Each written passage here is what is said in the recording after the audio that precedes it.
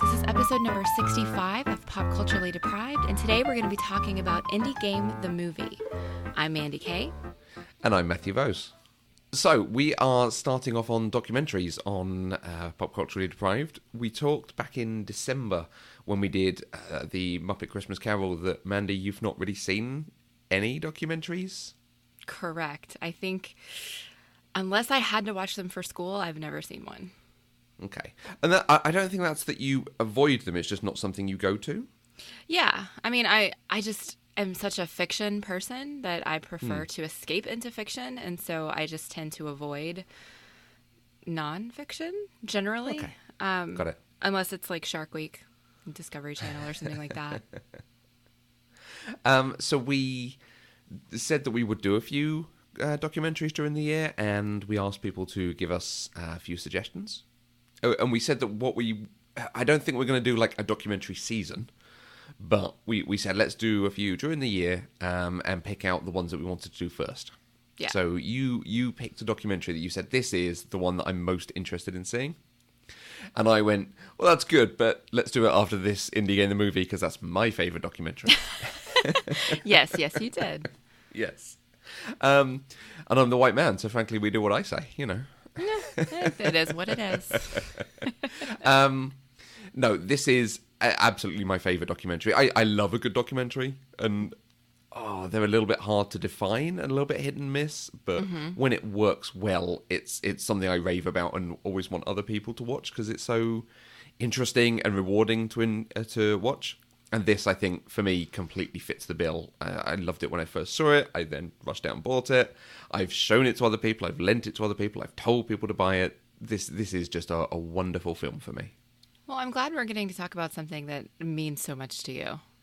Yeah, so it should be a good, fun conversation. Do you want to give us a bit of the history on it before we dive in? Sure. So Indie Game the Movie is a documentary from 2012 by Canadian filmmakers James Swirsky and Lisanne Pajot that focuses on making video games, specifically on indie game developers. It was one of the first feature films to be funded through Kickstarter, raising nearly $100,000 through 2 successful crowdsourcing campaigns. Premiering at the Sundance Film Festival in 2012, it won the Best Editing Award in World Documentary Cinema. It went on to open in theaters in both the U.S. and Canada, was a New York Times Critics' Pick, and has a 93% rating on Rotten Tomatoes. It was also the first feature film to be offered on Steam, which actually really surprised me when you told me it was available there. Yeah, so when we talk about where you can watch this, you can go to Steam, the sort of main PC games platform, and you can download this. You can download DLC for it, which is all the sort of disc extras and so on and behind the scenes stuff. Okay. Interesting. Fabulous. Yeah. All right. Well, if you are not familiar with Indie Game the Movie, and I imagine most of you are not, in the words of the creators, Indie Game the Movie is about making video games, but at its core, it's about the creative process and exposing yourself through your work. It follows the struggles of 4 independent game developers, Edmund McMillan and Tommy Rafanes, as they work towards launch day of Super Meat Boy, Phil Fish as he develops Fez, and Jonathan Blow, who reflects on his process of developing Braid. So, Matthew, I know we just told everybody that it's available on Steam, but I know you own this one, right? How did you watch this one? Yeah, I have access to it digitally, but I also have the 3-disc limited edition signed numbered Blu-ray. Of course you do. Number 1566 of 3000. Nice. Which comes with a notebook and a poster and artwork and all this stuff. Because I enjoyed it so much, I was like, here, have money. Give me things. Okay. So did you find this before or after the Kickstarter campaign? After the Kickstarter, I didn't back it on Kickstarter, which I kind of wish I had. But equally, I feel like having that disc edition, like the other Kickstarters I've backed, I've never bought anything from them after it. Okay. So I feel like I've actually ended up with a better version. I just didn't help them fund it. Right. Well, I mean, but yeah, I had watched it digitally beforehand. Okay. And then had enjoyed it so much, it's like, oh yeah, if there's a special edition, I'm definitely getting that. Right. Yeah. Okay. In the UK, it's also available on Amazon. So if you need to watch it, it's there. Mandi, how did you watch it? In the US, it is available on Amazon Prime. Cool. I think it used to be on Netflix, but it's not anymore. Okay. So it's Amazon Prime or Steam. Yeah. It was actually shown on Channel 4 over here a couple of years ago. I can remember it just happened to be with friends in Glasgow and it was on. I was like, oh, we're watching a documentary tonight. Okay. So the subject matter of this are 3 specific games that it follows. Braid, Super Meat Boy, and Fez. Do you have any experience or knowledge of those games? Absolutely zero. I had never even heard of any of these. Okay. I had a feeling that was going to be the case. Games in general? I know you have played some. Yeah, so most of my gaming experience is old. I grew up with a Nintendo system and then a Super Nintendo system and was very, very into Mario games and Mario Kart back then. But then, I went to high school and all of that stuff kind of fell away. When I was in college, I started playing a text-based RPG online, and it's called a MUD. And I did that for many, many years and never really transitioned from that to console gaming. And so console gaming now is kind of foreign to me. Okay. I did get an Xbox about a month and a half ago, so I'm kind of getting back into the groove and learning some first-person shooter games. Okay. But still haven't done anything similar to any of these games. Right. So having certainly the experience with Mario, the game's style wouldn't have been alien to you? These are all 2D platformers, in inverted commas. Right. Yeah, okay. Right, so did you enjoy Indie Game the Movie, your first documentary? Shockingly enough, I really did. I got really super invested in watching these developers go through this process and seeing if they were going to be successful or not. That's good. I'm really pleased. Can you put your finger on anything of why? So you weren't familiar with the people, you weren't familiar with the subject matter. Why did this appeal to you so much? Because they were so passionate about what they do. For them, making video games isn't about making video games. It's about creative expression and putting yourself out there and being vulnerable and using a voice to say something. And so once I realized that, that's not really something I've ever thought about, which I don't know why. I know plenty of artists and creators who do podcasts and writing and drawing.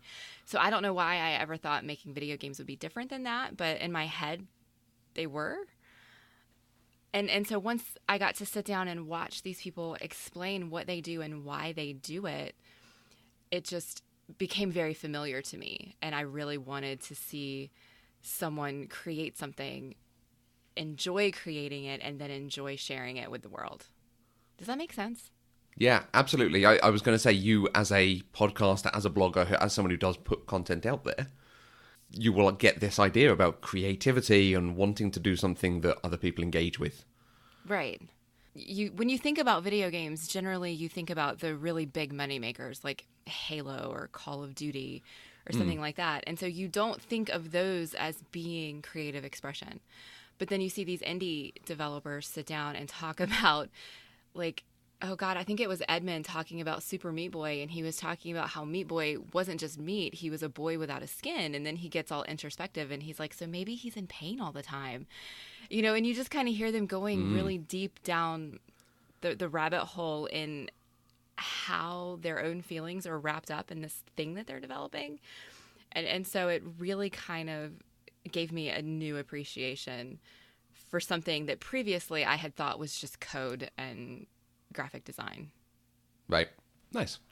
So when it comes to documentaries, I mean, we can do this on any film, but documentaries, it's easier to do. There's almost 2 conversations. There's the subject matter, what the documentary is about, and then there's the construction of the documentary, how it was put together, how it tells the story.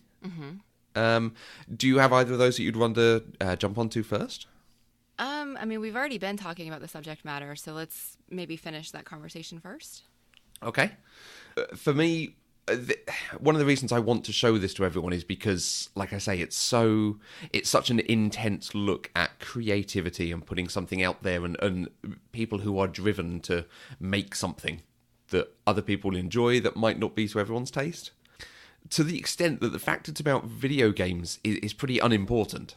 This could be about indie movie makers, people who do street art, people who write and self-publish books. This is about people who believe in what they are doing but don't necessarily want to buy into whatever system exists around their industry. Right. And it's the fact that what they are putting out is it's for someone so that end user, the player in this case, is happy and excited and engaged and enjoying what they're doing. Not necessarily for everyone, but it's something that they get a good experience out of. Right. Like I say, that's particularly why I want to show it to everyone and why I want to talk about this so much up front. It's just wonderful to see how engaged they are with their own productivity, their own creations. But as a documentary, it's very good at showing the darker side of that, or the harder side, not necessarily darker, the harder side of that.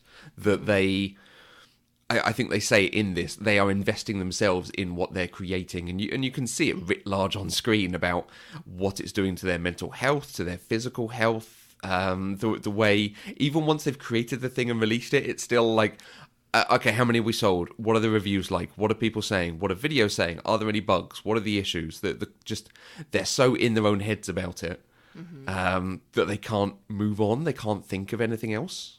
Right. I was a bit worried in watching it that it is a hard thing to watch at times. I mean, there's that really deep moment in the middle where Phil Fish is talking about the elongated process of making fares, and they say, what would you do? What would happen if you couldn't finish this game? And he just says bluntly, I'd kill myself. Yeah. Now, I feel like he's probably being a bit hyperbolic there. I don't think he actually would, but equally he is a man who lives and goes to extremes. So it's quite hard to see on screen someone who's that invested in it. Did that come across in the same way to you? Oh, it absolutely did. I actually thought for a minute that what we were going to get next was the game never came to completion and Phil really did kill himself. But then I was like, they wouldn't actually... They would have cut all of Phil's stuff out of this documentary if that's what had happened. Yeah, the story would have been very different. Yeah, right. But for a moment, I believed that was the direction the story was going to go because they focused on it for so long. But now that I've seen the whole thing, I think they focused on it just to kind of show the toll that this kind of dedication can have on somebody, because they put blood, sweat, and tears into this kind of work, and so to even consider that it might not be successful. Even though it's not about the success, it's still a really tough thing to deal with. And you could see it with Phil. It was more apparent just vocally, the things that he said. Specifically, he said, I will kill myself. I will fucking murder myself or something like that. And then you see the stress when he's talking about his former business partner who needs to sign some paperwork or whatever, or he's never going to be able to release Fez. And he gets really pretty dang violent against that guy. A panic attack about this. I feel like I'm going to cry, throw up, and pass out all at once. My breathing is all weird. I'm going to lose my shit. I'm going to kill him. I'm going to fucking murder that guy. And it's going to get everybody in trouble. We're going to get kicked out of PAX or some kind of horrible disaster like that. I can't even begin to figure out how I'm going to handle this. And so you can kind of see that vocally he's really struggling. But then with Tommy and Edmund, it was a little bit different. Their struggles were slightly more internal. Like you could see it on Tommy's face. You could see it in his demeanor. At the beginning of the movie, he was very lively. He was animated when he would talk about things. And then as we got closer to the release, particularly on the day of release when it didn't show up featured on the Xbox the way he thought it was, he just became completely defeated. His body language changed. He looked like a shell of a person, and it was really, really hard to watch. And I mean, you could see with Edmund and Tommy being in two different places, they couldn't really offer each other the support that they needed. They tried over the phone and stuff, and Edmund had his wife, but it was hard. It was hard to watch, and I was glad to see that they did end up, I guess, quote unquote, with a happy ending.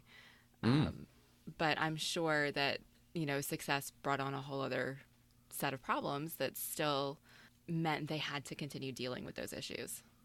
Yeah, very, very much in Tommy.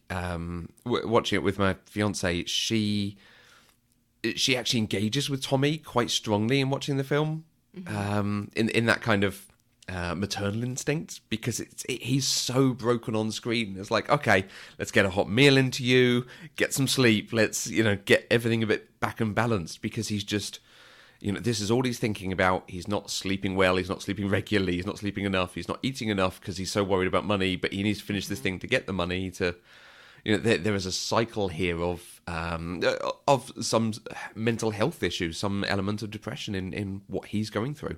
Oh, absolutely. When they showed him, it was like 4 a.m, and he was sitting in a Waffle House by himself with a hoodie and a hat on, and he's just sitting in the corner, and he had no food. He had like a cup of coffee or something, and I'm just sitting here thinking, honey, you need to eat. Yeah. Do something. So I totally see where she's coming from on that. And Edmund, you have some of the same. I think, like you say, his wife being there, it makes it a very different story for them. And she's actually, it's funny, I always think of her as a fairly large part of the story, but she only gets introduced halfway through. Right. But she's an important character in their tale.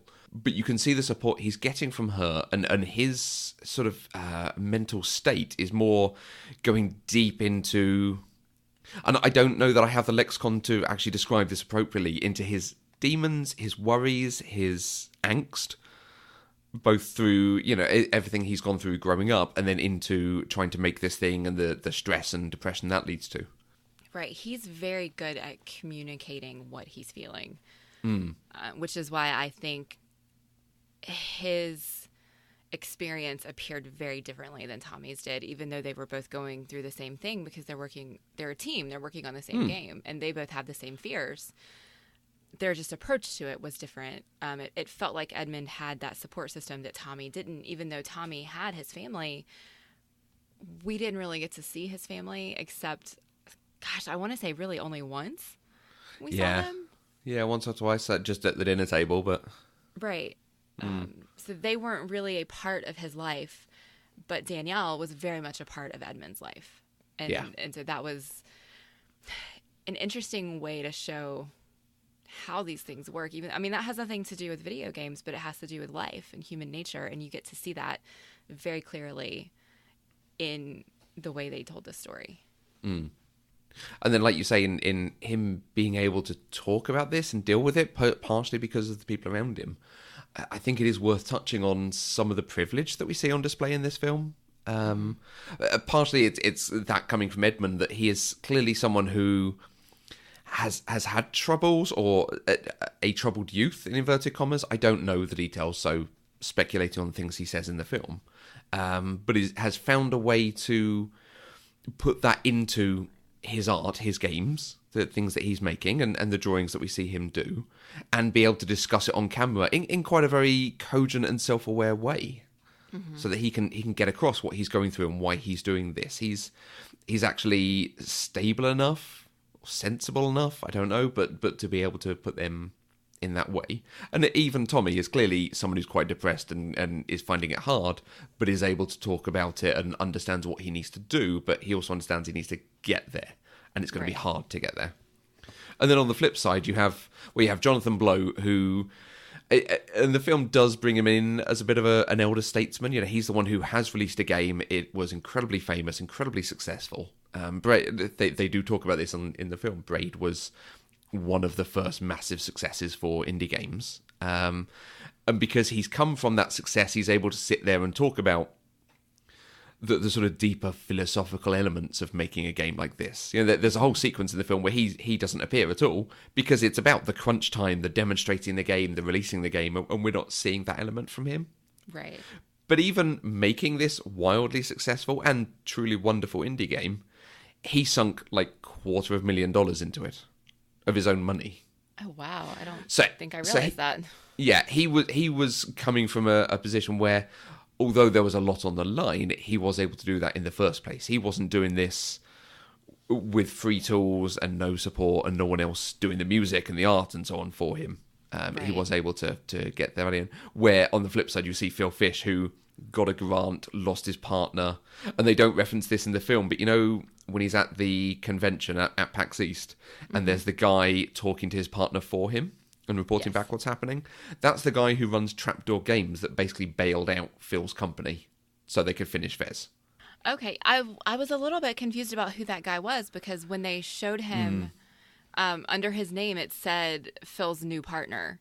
Yeah. And that was all they ever said about him. And so I didn't really know what that structure looked like, because they very much made it seem like Phil was completely and totally a one-man show. But I don't think he was. I think he probably was as far as coding goes. But the rest of it kind of seemed like he did have some people there. Yeah, so I think at the point they needed money, this other Canadian firm called Trapdoor Games basically bailed them out, but with an agreement of you can keep the IP for Fez effectively. It will still be your game, but we will invest in it and you will pay us back the investment. Okay. Plus, whatever. Right. Which they more than have. Because it, again, was hugely successful. But we don't get to see that in the documentary itself. Right.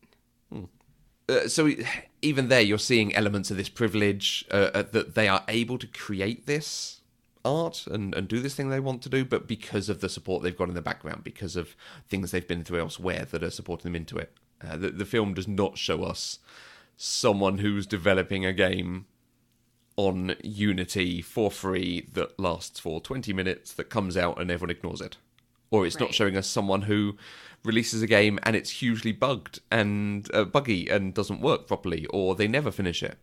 These three are all happy stories, although, like I say, what we get to see for Fez isn't the happiest. Well, I mean, all I can really think is that as soon as they started showing Fez on the screen, like, I paused the movie and looked up the game to see if it actually got released because I wanted to play it. Right, yeah. So I kind of expected that it was probably going to be successful if that was my reaction to it just from seeing snippets in this movie. Mm-hmm. And so I was happy to see that I already knew, like, I guess I spoiled myself on this, but I already knew that game did get released and was successful. Yeah. Which was pretty neat. And it's hard. Spoilers for a documentary can be a hard thing. Particularly like this, where it does have a narrative element to it. Mm-hmm. And not all documentaries do. Some are just an in-depth look at something. There's no point or conclusion to it. But there are, and I think a lot on our list, that are, here is a story of this person going through a thing. Right. And certainly for me, that is the best sort of documentary. It doesn't matter what the subject matter is. It's actually a story about people going through a thing, or working together, or understanding a thing. Right. And that was very much what this was. Yeah, absolutely. I think that's, like I say, why it appeals to me so much. Where, like, I enjoyed March of the Penguins, for instance. It's fun enough, but it's not got the quality factor that something like this does for me. That it's just a thing about, hey, here's what penguins do. Right. So this kind of documentary really does get you invested in the subject, like the people. I really legitimately wanted to know how everything turned out. And at the end, whenever they were showing Danielle got her hairless cat and a house, I was like very overwhelmingly emotional about it. Like, I was so happy for them that was something that they were able to do because this was so successful. Yeah. And I'm really glad that this story followed them enough that we got to see that. Now, I know it didn't follow Fez to completion because, Fez still had more delays and it took a couple more years for it to come out. But it was nice to see that it seemed like it was going in that direction, because it did have a positive reception despite all of the bugginess at the convention. Yeah, and as much as some of that is the way the documentary is telling the story, some of it is Phil just going to 11 as his first reaction to things. His thing of, it's got game-breaking bugs immediately, but people are also spending 15 or 20 minutes playing it. So clearly not every time. Right. And clearly not enough to turn people away from that point. Right. Yeah. I've played games at cons that were broken, and I've walked away. Oh, okay. Yeah, so I guess they probably did only show us the few where it was super buggy, but they did still show, there was a line of people waiting to try to play this game. And my instinct, I turned to Joseph and I said, do people really wait in line at a convention to play a brand new game? Like, that's just is a foreign concept to me. But apparently they do. I look on it as my kind of shopping list. Like before, and particularly the big Eurogamer event we have over here, I tend to go on 2 days and I get the early access for both days. So day one, I'm looking at what are the big games I'm really excited to. You know, the new Lord of the Rings game, the new Batman game, the new whatever I'm most excited about. And then I'll just have a wander around for a couple of hours and check everything out and maybe chat to people and see stuff. And then the next day, things I'm interested in that I might want to get eventually, I go and give them a demo to decide if I'm going to buy it or not. Okay. Yeah, that's a world that's pretty foreign to me.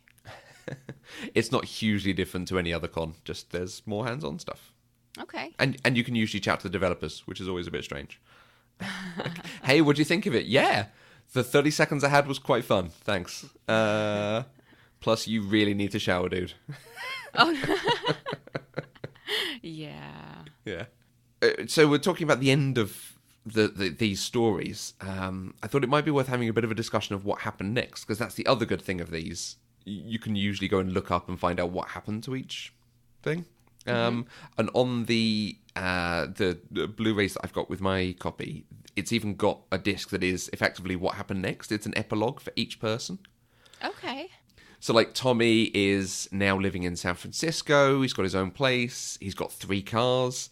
He has paid off his parents' debt. He bought them a car when they needed a car and actually flew over to deliver it to them, and they were all excited by that. He makes a point of being like, I've got a girlfriend now. So I wonder if he did get a lot of people like, oh, I want to come and take care of you. Oh. Edmund and his wife they have a house. They now have 2 Sphinx cats. Super Meat Boy's been hugely successful. He's gone on to another game which was even more successful, called The Binding of Isaac. And Super Meat Boy's gone to basically every platform. Mm-hmm. I did see that they are working on a sequel, maybe? Okay. It's like Super Meat Boy Forever or something like that. It's in development. Nice.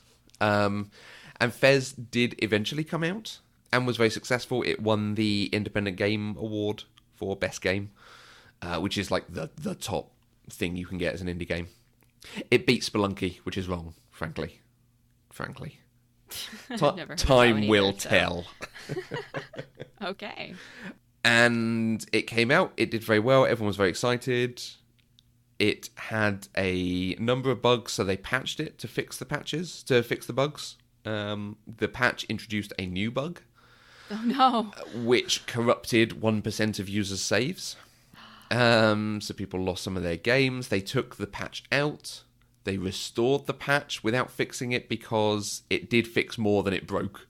But Microsoft charged, I think it's something like tens of thousands of dollars at that time to release subsequent patches. Like, you can patch once, but after that you can't keep doing it. And that's a whole thing of, they don't want to go through the process of maintaining games long after they've come out, or for small patches. They don't want games to be released that don't work properly because they're going to be patched. So right. I can understand the point. But Phil ran his mouth about Microsoft on a couple of occasions. Once about the way they marketed, he was just thought it was terrible. They didn't market his game that won this award and is the most amazing game ever, and so on. And then another time about the patch process, which they have rescinded some of that on Xbox One, so he doesn't necessarily not have a point. He just doesn't do it in the best way. Mm-hmm. Indie Game the movie came out, was hugely successful, was screened at a number of different things. Like you say, it went to Sundance, it went to theatres, it was screened at conventions. And I think it was the Independent Games convention where he won the award.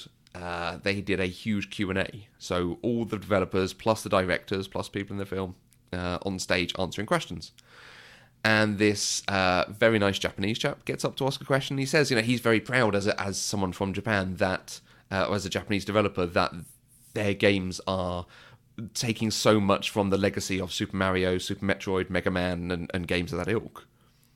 And he asks them what they think of modern Japanese games and what we can learn from modern Japanese development. And Phil leans in and says, well, it sucks. Of course he did. He does. And this guy is just crestfallen, and everyone's like, come on, Phil, get it together. And there's a few jokes. And he does say about, like, oh, no, it's so, like, it does this bad, and it does this bad, and it's just, you need to get it together because we're beating you because the Western development's so much better these days, rah. And Jonathan Blow leans in. He does a whole thing of, Okay, but to put it in detail, if you compare the original Zelda that just dropped you on a huge open world, and you got to go and discover, and you got to find things out, and you got to figure out what you were doing, and it was just fun but challenging, and the new Zelda is tutorial after tutorial. Every single thing in the game is taught to you, and you have to dismiss the icon that tells you about it every single time. It's hand-holdy, it's slow, it's pedantic, it's very difficult to enjoy playing that game. And he talks about it in detail, and they have a very long conversation. And it's quite an interesting take on it. And then the next day, everyone's just writing about Phil Fish says Japan sucks. Right. And just laying into him for this. On the epilogue, the bit on the DVD, he's talking about it, and he's saying it's ridiculous that they're taking it this and this way, and it was just a thing, and I'm not racist, but I'm talking about it, and we made some good points, and blah, blah, blah, blah. And the interviewer says to him, what do you think about the fact what you say is now a headline thing? You're so high profile. And he just gives I kind of like it. I'm getting the sense that you're not really a fan of Phil Fish. I'm not a huge fan. He's really clever. He does stuff so well. I mean, Fez is an incredible game. It's so clever and so in-depth. I just find him hard to like as a person because he runs his mouth, because he doesn't appreciate the situation he is in, and that what he says is important in this thing. He doesn't think about it, and I think he likes the controversy. And the final epilogue for him is they announced Fez 2 3 years ago or so now, and then people still had to go at him online. There was a journalist who did a thing about Microsoft's policies and said, Phil said this stuff, but it was done in such a really bad way. They had a massive fight on Twitter, and the next day Phil said, well, I'm going to leave the industry, sorry, but Fez 2 is never coming out. And Fez 2 was cancelled. Oh my gosh. And Phil Fish has not done anything in the industry since then, or not done anything in terms of development. As I understand it, he now supports other indie developers in a sort of partnership program. But yeah, threw his toys out of the pram. Yeah, you don't really get any of that from the footage that they showed you in the movie. I mean, yes, you see that he's very passionate, he's very vocal, and he talks a lot. But really, the only bad mouthing he did was to his former partner, which was understandable. He was under so much stress that it didn't really make me think, wow, this guy needs to rein it in. But listening to you talk about these other things that happened since then are making me think, wow, Phil, you really need to rein it in. Yeah. And like I say, he probably is a great person. He's clearly very, very capable and very good at what he does. But he's and the problem is he's so invested in Fez. He talks about it all the way through. Fez is him. He has created a game that represents him, which is why he can't release it unless it's perfect. Right. And perfection is the enemy of completion. So, and it's really funny, the stuff that he says in the way, because they talk about rebuilding it 3 times. Mm-hmm. The stuff that he says when he talks about that, it's like, he suddenly realised he could do this with the game, because there's a new game plus option, so when you beat it, you can play through the game again, but with sort of more powers, and it's a different experience the second time. He obviously realised he could do a thing to make that new game plus better, and has to rebuild the game to take into account what gets introduced in New Game Plus. Okay. And it's like, I really enjoyed New Game Plus. I didn't need it. The core experience was good enough. Okay. That makes sense. And there's a great line. One of the epilogue things has him having watched the film for the first time, and he takes his glasses off, and he's crying, and he's clearly really invested in it. And there's someone who has a line of, when Edmund watched it, Edmund said, I've known Phil Fish for years, but this makes me like him more. Or I understand him and like him more because of this film or something. Right. Yeah. So I suspect he might be a difficult person to love. But it's worthwhile because he's such an engaged person, such a passionate person. Yeah. I did see that after Jonathan Blow saw the movie, he said, there's a lot of crazy in that film and none of it was me. But he's not the one releasing a game, so it's very easy to be calm and let's talk about the philosophy of games. And yeah, because I wonder though if they had had the ability to go back in time and show him as he was developing Braid, he probably would have been just as stressed out and slightly crazy as these other 3 guys were. Because you even did, they didn't touch on it a lot, but you did get to see how his reaction after the game was released, and people loved it. It got great reviews. Yeah. But they didn't get what he was trying to say. And so he had some trouble with that. You know, he went to the blog posts and he commented on all of them, and he gained this kind of reputation of being, I almost want to say, like a troll, because it's kind of what he did. But I understand why he did it. And so he had a little bit of that in him too, because he was so invested in his own game that he wanted people to see it the way that he intended it to be seen. And he forgot that once you release something out into the world, people's own experiences color their perception. And Yeah. he struggled with that a little bit too. They just didn't focus on it that much, other than telling us that he got this reputation. Yeah. And he absolutely did. And there is so much in Braid, I don't think anyone's going to get it in the same way as him, because it is so both detailed and it never gives you answers to anything. And the fact that it could be about a pure Mario type story, it could be about a couple with a failing relationship, and it could be about the Manhattan Project making the atomic bomb. Okay. It's quite a detailed, there's a lot of depth to that game. That's interesting, because honestly, after watching Indie Game the movie, I still don't know what Braid is about at all. And so for me, of the 3 games that they focused on, that one is the least interesting to me. Because I don't know anything about it. They didn't tell me anything about it other than you've got this, like, little preppy boy looking dude who just jumps around and stuff. And I think that's the one where you can do a time rewind. But other than that, I know nothing. Yeah, the mechanics in Braid are all about time manipulation, but it builds on itself as it goes. So the first one is pure, you can rewind time and start again, and then you can rewind time, but it doesn't always work, and then your physical movement is linked to time, and it just adds a new layer on each set of levels. And that's probably a good point to talk about it. Did you feel you got an understanding of these games that you knew nothing about just from the documentary? I feel like I did Fez and Super Meat Boy, but I mean, like I said, with Braid, I didn't. Okay. They just didn't give us enough. But that may be because I'm not in the target audience for this documentary. This documentary is really for gaming fans. And so they would already have known what Braid was. Braid had already been released. It had already been wildly successful. And so they didn't need to tell the fans about this game. But these other 2 games that were still in development and were following that development process, nobody knew what they were, and so we were getting more of that insight from their creators. Yeah.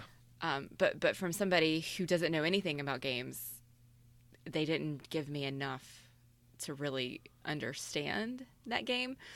Although I did really enjoy, they kept showing one of the reviews. It was the rapper Soldier Boy. Yeah. Yeah.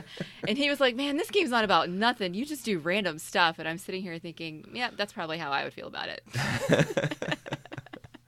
And that's fine. Like, the thing of, it doesn't matter if kids are reading comic books or actual books or picture books or however, just get them reading.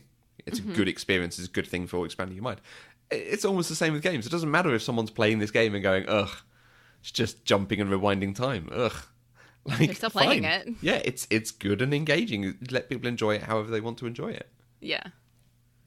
The other thing the film does very, very early on is one of the first things it talks about the gaming industry in general from a developer perspective. And I think that's very important to give you that grounding to understand it. But did it go into enough detail? Was there more that you might have needed to understand that you have eventually Googled or looked up? No, honestly, I think the primary thing that I got out of this was understanding that it's possible for a game to be developed by one person or 2 people. That's not something I ever knew before. For me, when I think of indie games and indie movies, I still have always assumed that there was a team. It was just a small team. Whereas these major motion pictures have hundreds, if not thousands of people on them. I mean, you've seen the credits on the Avengers. You get this indie movie, it's just scaled down. And so it really did kind of blow my mind to understand that these wildly successful games that you really wouldn't know were indie if they didn't tell you were the product of 1, 2, maybe 3 people.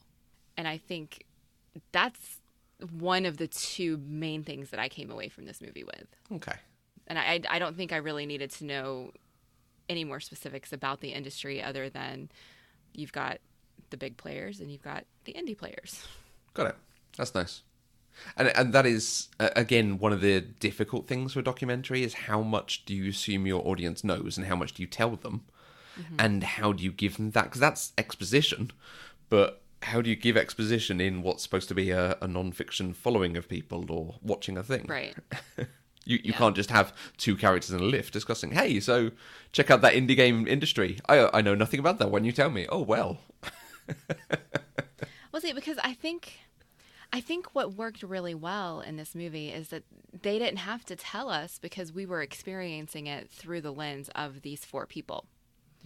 True. And so they didn't need to tell us because we could see the struggles that they were going through and we could see their frustrations when they were trying to work with Microsoft or trying to get their game listed on Xbox. You know, we could kind of see some of that dichotomy and experience the stress and the passion and the engagement without them having to explicitly say those things. Okay. Is there any part of the film that made you feel manipulated or like you weren't seeing a whole picture? My first instinct is to say no, but then that brings me back to a question that I had that you've already touched on. While we were watching this, I turned and looked at Joseph and I said, I wonder if they would have still released this movie if these games hadn't been successful. And so then he looked at me and he said, you know, they probably filmed more than just these. These are just the ones that got picked. And I was like, oh, you know, that you're probably right. So why didn't they show us someone who wasn't successful? Why are they only showing us, well, yes, this is a struggle, but it does kind of make it feel like if you work really, really, really hard and you put all you have into it, you're going to be successful. Because that's all we saw. Yeah. You know, we saw their struggles and we saw the hand-wringing and the depression, but at the end of the day, these people all made millions of dollars. And we don't get to see the other side of that. So in a way, it is a little manipulative. It's a little bit too tidy. But on the other hand, they focus very heavily on Phil saying, if this doesn't work, I'm going to kill myself.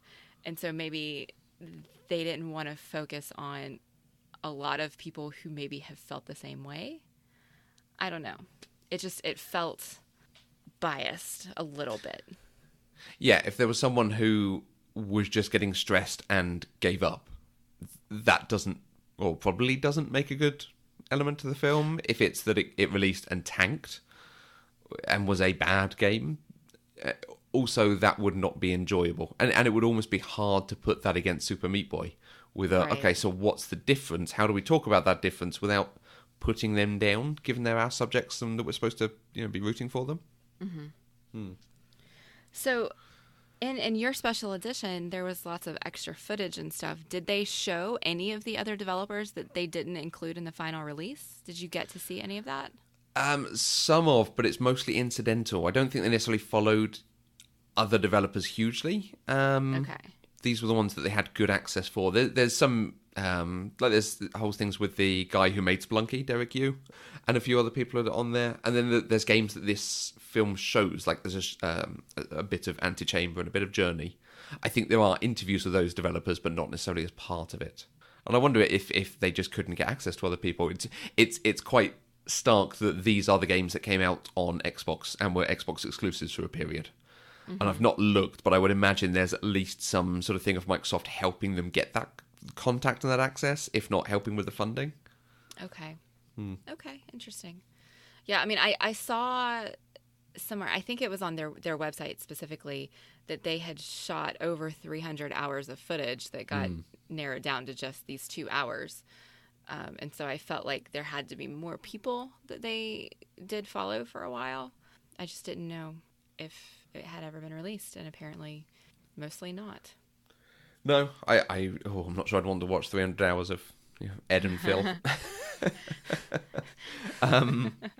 The bit that makes me feel manipulated is that whole thing with Phil's partner. Because, and particularly when the film was first released, the disclaimer at the end said, declined to take part. And then it turns out they'd never actually asked him. So they had to change it to, was not asked to take part.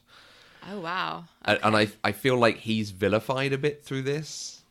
Oh, he was absolutely vilified. And I can't help but feel sorry for him. But like I say, that's because Phil's personality rubs me the wrong way. So I think the only thing that saved it for me was, one, they never said his name. and they never actually explained what happened. No. And so it could honestly go either way. It could be that what happened was so bad that Phil is justified in being that way, but they don't really want to villainize the guy, and so they're not telling us. Or it could be this guy was right to leave and to do whatever he did, but they want drama, and so they're withholding the actual information. We just don't know. I don't know. I've read a bit, but I don't think it's ever actually come out, which is probably good. Yeah, I was actually a little surprised because in that scene right before the convention, is it PAX? Is that what it was called? Penny Arcade he was Expo. freaking out about whether or not he would even be able to have the game on display. He talked about how he was going to put up the booth that he didn't know was going to be able to open, and he might have to just take it right back down. And then the next scene, we see him at the convention. Yeah, with just the booth demoing up. it. And so Yeah. your immediate thought is, oh, that's great. His former partner did sign so he could do this. But then you find out, no, he just decided to do it anyway. And that was a little bit of a dick move, I think. And they weren't super clear in how they portrayed that. Yeah. It all works out at least. Yeah, I mean, he did eventually decide to sign. And as far as I can tell, it was a good deal for him because he still got money. Yeah, I imagine he got something of the profits from the game. Yeah, yeah. Okay.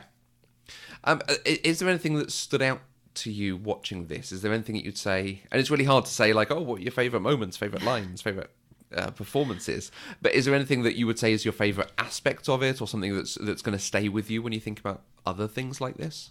I think there are probably two things. I mean, there are four things I'm going to talk about, and two of them are just funny little things that I thought were cute. But the other two, I think, are things that made me think. One was something Edmund said, because I relate so heavily to it. And it falls along the same lines that you were talking about, where he can communicate how he feels and why he does this so well. He said, my whole career has been me trying to find new ways to communicate with people, because I desperately want to communicate with people, but I don't want the messy interaction of having to make friends and talk to people because I probably don't like them. And I was just like, yep, dude, you and me, we are on the same page. Yes. Is that one of the quotes they've got at the beginning and end of this? I only remember it at the beginning, but it could have been in both places. Yeah. I think they've got it in twice because it's a nice setup to sort of introduce us to this person. Then when you get all that experience with him and all that time with him, and you come out, you're like, God, it really is. He's insightful, this dude. Yeah. Yeah. Have you seen A Beautiful Mind? I have. Okay. Because I watched that this week. I'd never seen it. And that quote reminds me of that film very much. That not quite knowing how to act on a par with people, but trying to, put on the mask of non-optional social niceties. Right. Yeah. Yeah. The other thing that I really liked was more of a specific to gaming thing. We got to see when Jonathan Blow was talking about how he went from idea to concept to prototype to final product. And then they actually showed us side by side what his original prototype for Braid looked like, which very much looked like one of those old Flash games from 1999 or something. And then you get to see the final product next to it and seeing how similar they are. His original concept was so fantastic that most of what he had originally made it into the final game. It just got elevated in how it looked and maybe a few other ideas. But I really liked that they did that they showed us that, because it's a visual representation of this process. Yeah. And you didn't get to see as much of that with the other games. We saw it a little bit with Fez. Especially when Phil started talking about how he got better at pixel art, and they showed us, what it looked like before and what it looked like when he redid it and that sort of thing. But we didn't get to see anything remotely close to what we saw with that visual representation of Braid, and I really liked that they included that. Yeah. And the way they do it so graphically here's basically a screenshot of the prototype, and we're going to take out the background elements and drop in the new background, then we're going to drop out the foreground elements, then we're going to drop out the characters, and just each element gets replaced sequentially. It's like, wow, that really works. Yeah. Yeah, it was great. I would imagine it's quite useful when you have access to the original assets that they probably got from Jonathan Blow. Right. Yeah. I mean, we got to see a few like drawings from Super Meat Boy with the saws and stuff. But that I almost think that was more of the film developers doing that to give us something visual while Edmund was talking about the mechanics of the game. Like, I don't know for sure that those renderings came from Edmund, or if that was just used to graphically express what he was talking about. But it was nice to have that visual representation. I'd agree. And then, the other two things that really just made me laugh was Tommy was talking about sort of the modern games that are different and then they're really super popular that are from the bigger conglomerates. Specifically, he was talking about Fallout and Modern Warfare, and he said they were shit games. Was it Halo? Halo, not Fallout. Okay. Then it was Halo. Yeah. He was specifically talking about Modern Warfare and Halo, and he called them shit games. And it just it made me laugh because I was like, the arrogance of this guy. Yeah. There is something in that. It's like, okay, but millions of people do enjoy it. Mm-hmm. You can't just denigrate the thing. Like, if it's not for you, that's fine. But if you want people to enjoy your thing, you have to say they're allowed to enjoy other things. Right, because it's almost like he's saying the people that he wants to play his game are stupid because they're playing this other game. Yeah. So it did take me by surprise a little bit, but I loved that he was so confident in what he had to say about it. Yeah. And it is a good moment. It does stand out to put you in the scene of what's going on in the games industry. Mm-hmm. Yeah. It felt very much like an us versus them thing at times. They didn't focus on that because they were focusing so specifically on these games. Yeah. But at times when they were comparing and they were talking about, and I think most of it did come from Tommy and Edmund because they're the ones who were dealing specifically with Microsoft and they were the ones trying to get their game on Xbox One. And it did feel very much us versus them, like they're trying to keep us down. Oh, we're never going to work with them again. But it's understandable. Yeah, I get that. And it is, you do see this in other industries and other fields, the way that people who like documentaries and foreign cinema and independent cinema look at Hollywood, or the way, people who appreciate proper art, portrait art, look at, Banksy. or comic books, almost better. Right. And popular art. Ooh. Mm-hmm. Ooh, Jack Vetriano. Ooh, no. What about you? I mean, I know you love this whole movie. You've seen it a lot. You talk about it a lot. You want people to watch it. What is it that really resonates with you? What sticks out to you? There's two things that I wanted to talk on. One, like you, it's just a sort of funny one, and this is how I know it's Halo in the earlier one, because Super Meat Boy gets reviewed at the same time as the new Fallout game. And there's a whole sequence of Edmund being like, it's weird that we're launching the same time as Fallout and that we're getting reviews that are better. It's weird. And that's a game that I'm going to be buying. It's weird. It's pretty fucking awesome. And he's just like, I'm watching that like, is it, Edmund? Is it weird? Is it really weird? Oh, it must be so weird for you. Yeah, there we go. It's great, isn't it? You love it. It can be weird and awesome at the same time. Yeah. I mean, can you imagine, though? That would be like, I can't even think. That would be like our podcast getting better reviews than, I don't know, whatever the top movie podcast is out there. And then being like, oh, but I subscribe to that one too. Yeah. I get it. If something like that happened to us and like we were somehow compared to the big league people, it would be really fucking weird. But it would also be pretty fucking awesome. Yeah. So, I mean, his honesty and his vulnerability really made him relatable, I think. Yeah. And then there's Jonathan Blow. Like I say, he spends his time doing a bit of an elder statesman type of thing, philosophizing about the industry and the nature of development and what it means in the big picture and all of this. But he has a quote at the beginning and end of the film, and it's one that I've used. It's such a strong metaphor that I've used it in talking about everything. Do you remember when we talked about Rent, you found that video of the guy talking about the scene, and he talked about how visual media, particularly cinema and art, it cannot deliver nuance. Mm-hmm. And this is exactly the sort of thing that I'm thinking that's almost a counter to that. Jonathan Blow talks about how what game companies do is create highly polished things that serve as that serve as large an audience as possible. The way that you do that is by filing off all the bumps on something. If there's a sharp corner, you make sure that's not going to hurt anybody. And it's such a strong thing of, you make it smooth, you make it accessible, you make it so that there's no chance that anyone is going to get to a point in the game and go, I don't know what to do here, I've not learned the right thing, I've not picked up the right key. You make it a straight corridor with an auto-targeting system that just throws enemies at you and you're almost indestructible. That kind of thing. And it's, yes, that is a way to make it, and it is hugely accessible, and it will make you money and give you a possibly short-term enjoyable experience. But you can absolutely have sharp corners on things. You can have something that will jar people and go, no, it's thrown me out, or I've not engaged, or I've not enjoyed that, or I've cut myself in this sharp corner. But other people will go, but I loved it. I want that challenge. I want that element of discovery. I want that element of not knowing what's going to happen. I've just got to understand it myself. And you can do that in cinema, and there is independent cinema, there are documentaries, there are things like this that can deliver a lot of nuance, and not everyone will like that because people don't always want something that you have to think about or that it's complicated or hard.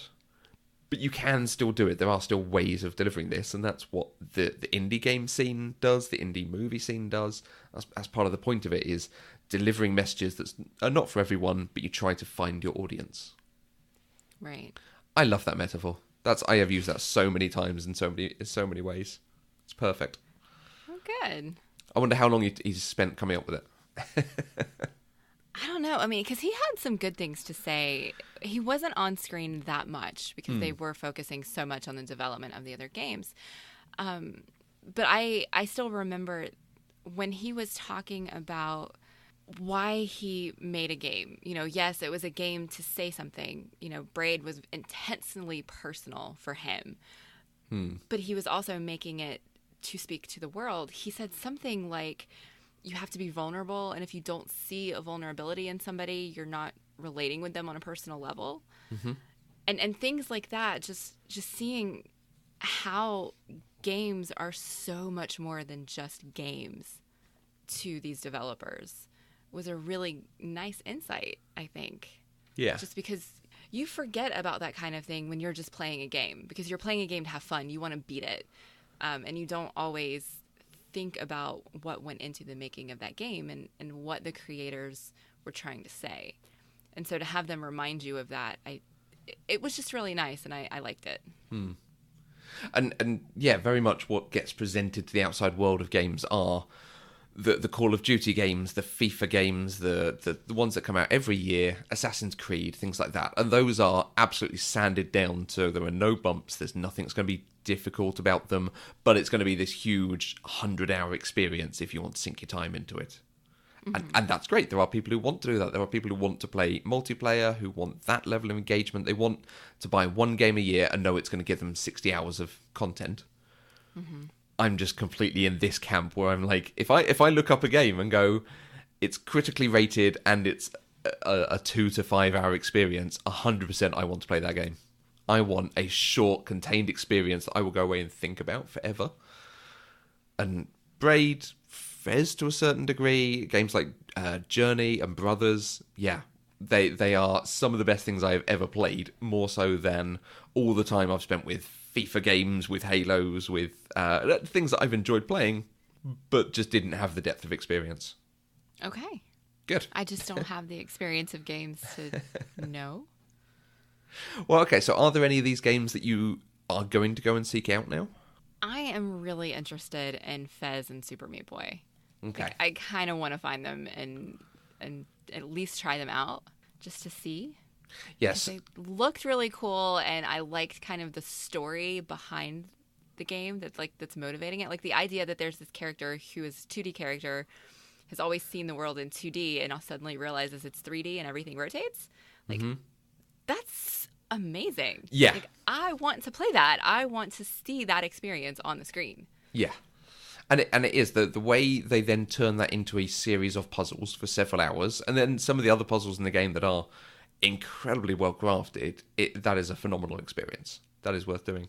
So Super Meat Boy, I've not played through to completion because it is an element of physical memory of what button to press where to get through exactly the right timing and do it all perfectly to finish each level in sequence. And it's, yes, I could invest the time to learn how to do that, but that's not an experience I want from my games. I want the narrative experience of going through something that makes me think and feel in a different way. Initially, I wasn't interested in Super Meat Boy at all. Like when they started talking about it, I was like, that doesn't sound that interesting. I mean, the villain is a fetus in a jar wearing a top hat and a monocle. It's a boy with no skin. His girlfriend is made of bandages. I'm like, what the fuck is this shit? Like, I don't know. That's just too weird for me. But then the experience of watching them go through this process and talk about what the game means to them and why they did things the way they did really made me intrigued. And that is what made me want to play the game more than the game itself. By the end of it, I was thinking, wow, that does sound really interesting. And it may be that I play it and I hate it, but I at least want to give it a try. Yeah. Play it at least enough to get an idea of, okay, I can see what the game is. Good. Yeah. Yeah. And it's funny because Braid is the one I would tell you to go and play. Okay. Yeah, that's the one that has appealed to me the least, but this is the one they told us the least about. It's a very smart game. Fez is very clever. Braid, I think, is smart. It does some very interesting things, and like I say, it does interesting things with the narrative. When you get to the end and the final level does what it does at the end, you're like, oh wow, oh that's interesting. That puts a whole different spin on everything I've just done. Okay. Yeah. Fez is quite funny because it's, again, huge amount of hours you can put into it to do every puzzle. And I started doing that, and I had a notebook, and I was writing down to try and figure things out. And it was like, I'm spending hours doing this, and I'm not enjoying myself anymore. So I just looked up the puzzles and finished it. Okay. Which I know is cheating in inverted commas. Right. But I just wanted the experience of playing it. I didn't want the time sat there thinking. Right. Okay. Yeah. In the same way we curate our experience with movies and games and TV and so on. Absolutely. You have to do it in the way that you're going to enjoy it. Otherwise, there's no point. And it gave me more time to play Spelunky, so, you know. I'm going to have to go look this game up. It's amazing. I can tell. The game itself is 30 to 40 minutes long, and I've probably spent 90 to 100 hours playing it. Wow. Okay. Yeah. Anyway. Matthew gushes about games. One last question that I had for you. Okay. There was this whole thing that we talked about where Jonathan Blow was looking himself up online. He was going back and commenting on articles about him and about his game to give insights and say, no, you missed the point and stuff.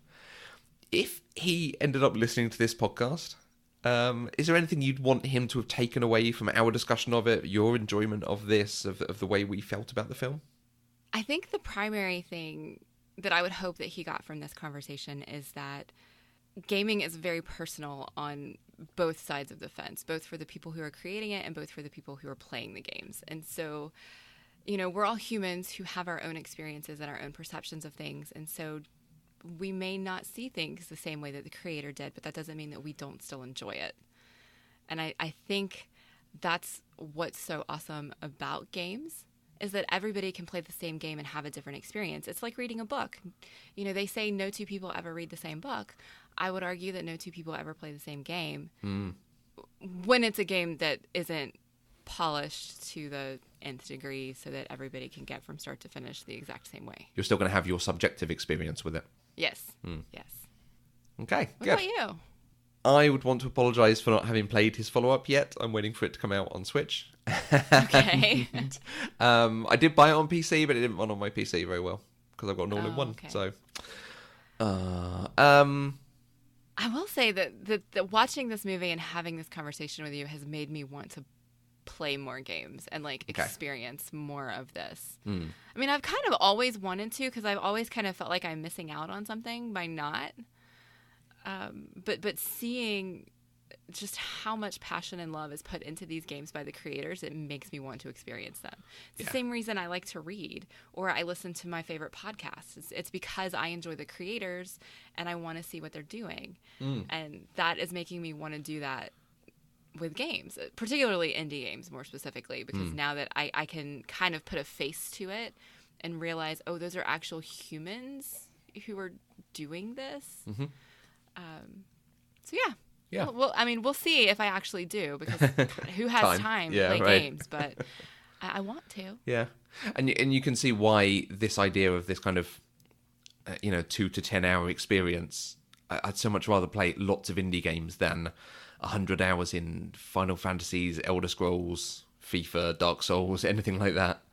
Right. I just want to go and play different things that do something that I've not seen elsewhere. And the other good thing about indie games is quite often there's either diaries or commentary available online, and there's started to be, particularly for PC, effectively diaries in-game. There's a few that I've played where, as you go through, you can activate the developers' diaries to get insight into what they've done on a different level. Mm-hmm. And that's always quite interesting, like a commentary track. So you might enjoy that as an insight on the process. Okay. Well, if you would like to join the conversation, you can use the hashtag PCDeprived on Twitter. You can find us on Twitter, Facebook, and Instagram at Eloquent Gushing. You can find each of us on Twitter. I'm at Mandi K. And I'm at Matthew Vose. Don't forget to check out our Patreon page, patreon.com/eloquentgushing. We are completely funded by our wonderful listeners and patrons, so anything you can give gives you access to exclusive content and helps to support the network and all our shows. Don't forget to check out our homepage, eloquentgushing.com, where we have a weekly newsletter that gives you information about the upcoming shows, and you can get episodes of everything we're covering.